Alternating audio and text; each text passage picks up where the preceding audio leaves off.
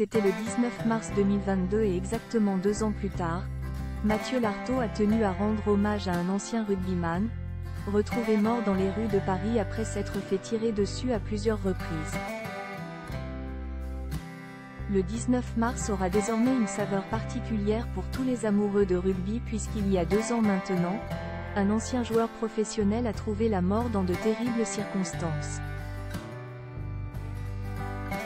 Après une soirée dans les rues de Paris, Federico Martin Aramburu est mort à 42 ans, l'ancien rugbyman ayant succombé à plusieurs balles après une altercation avec plusieurs personnes. Un drame qui a touché le milieu du rugby français puisque s'il était argentin, l'ancien sportif avait fait de la France sa patrie des adoptions.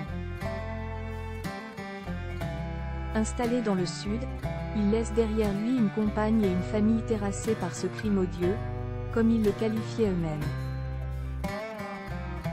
Alors que l'enquête se poursuit toujours et que les principaux suspects ont été interpellés peu de temps après les faits, la douleur reste toujours forte et 2 ans plus tard, les figures du sport lui rendent un bel hommage. C'est le cas de Mathieu Lartaud, devenu la voix du rugby à la télévision française depuis plus d'1 décennie.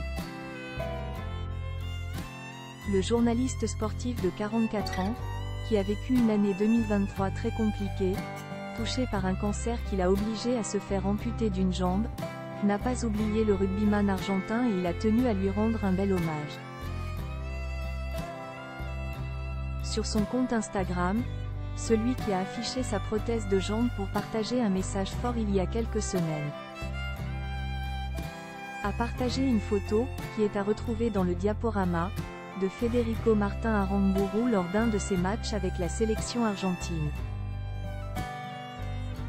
L'enquête se poursuit après la mort de Federico Martin Aramburu. Mathieu Lartaud est loin d'avoir oublié celui qui évoluait au poste de centre ou d'ailier en club. 2 ans, s'exclame-t-il en commentaire de la photo, avant d'ajouter le hashtag « On ne t'oublie pas ». L'enquête autour de sa mort se poursuit et des reconstitutions ont déjà été effectuées en plein Paris. Plusieurs informations sont sorties dans la presse ces dernières semaines et comme le rapporte L'Équipe aujourd'hui, le parquet de Paris a décidé d'ouvrir une enquête concernant ces récentes fuites. De leur côté, les 2 principaux accusés, Loïc Le Priol et Romain Bouvier, ont contesté toute préméditation dans la mort de Federico Martin Aramburu, mais la juge a refusé leur demande de remise en liberté et ils vont rester en détention pour le moment.